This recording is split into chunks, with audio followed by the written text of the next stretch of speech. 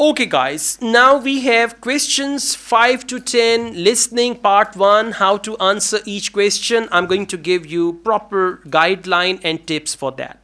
The question type that we have here, 5 and 6, we call them double multiple choice.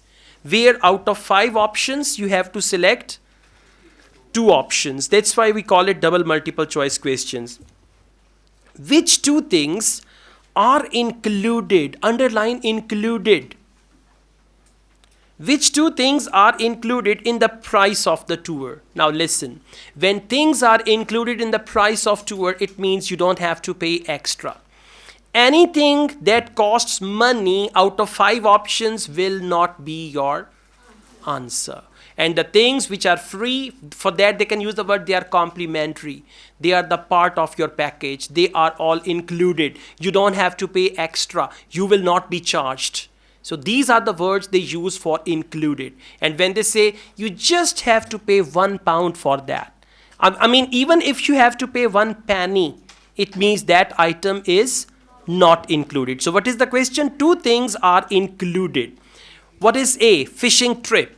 If they say there will be a fishing trip and that's the part of your package, it is going to be the answer. And if they say there is a fishing trip and I'm afraid you'll have to pay £2 extra for that, will that be the answer?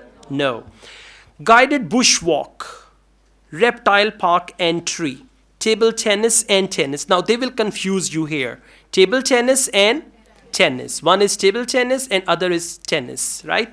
Now I play the audio. 2 things which are included, they will be the answers and others will not be the answer. And by the way, they will not discuss all items in the same order.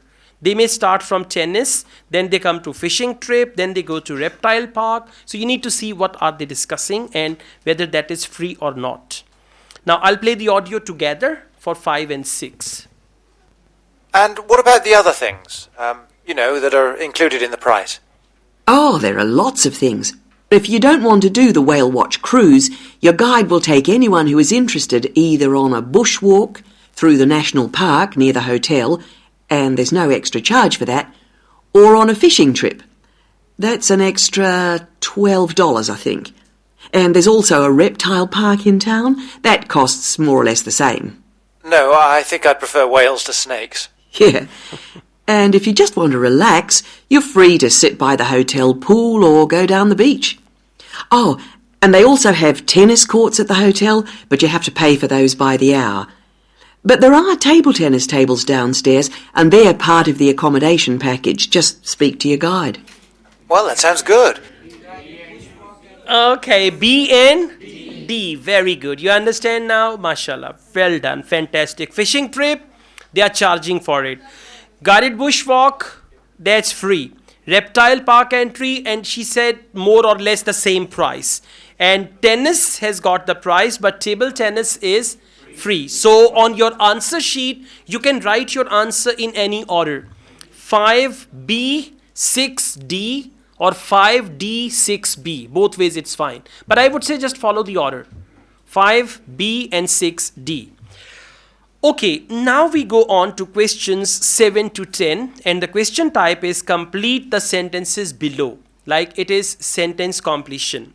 Write no more than 3 words and or a number for each answer. 3 words maximum. Minimum 1 word, or it can be only number without any word. So when they say no more than 3 words and or a number, it means 3 words with a number, 2 words with a number, 1 word with a number, only word, only number. It can be like that. The tour costs, and then there is the currency sign, and that currency is dollar. So you will not write the currency sign and you will just write. For example, say, well, the tour will cost you $500, but let me say for this month we are offering 10% discount. So you'll have to pay $450. What is the answer? Yeah, you say, this just confuses us a lot. They will tell you 2 to 3 prices and then they come down to it and all that. So the tour cost means the price of the tour. So how much is the basic tour price? At this time of year, it's usually around $300, but let me check. It's actually $280. It's actually, yeah, it's usually, whenever they say usually, that's not the answer. It's usually $300, but let me check. When she says, let me check, then there is something, okay? So 280, and you will write 280 as a number, 280. Will you write currency? Will you write dollars? No, because currency sign is already there, okay? Let's go on. Question number 8. Bookings must be made no later than dash days, number of days. Now listen, in advance, it means you need advance booking. How many days before? 5 days, 10 days, 20 days? It's not going to be 100 days before you have to book. It can be like 3 days, right? Or they can say you can even book in advance a day before. You can book a day before, then it is going to be 1 day.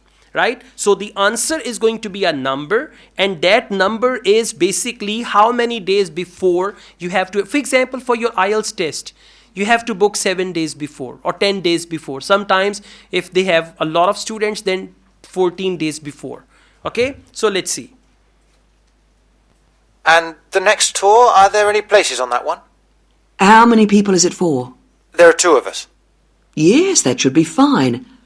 Can I just mention that we require all bookings to be made at least 14 days before you travel to avoid cancellations of tours? Yeah, see, she used the word at least 14 days. So at least 14 days means no later than 14. I play this one again, some of you missed it. And the next tour, are there any places on that one? How many people is it for? There are 2 of us. Yes, that should be fine. Can I just mention that we require all bookings to be made at least 14 days before you travel? All bookings should be made at least 14 days before or before 14 days. So answer is 14. Let's go on. A dash deposit is required. It can be the type of deposit which they need, or it can be the percentage of deposit that they need. Like when you book, you need to pay 40%.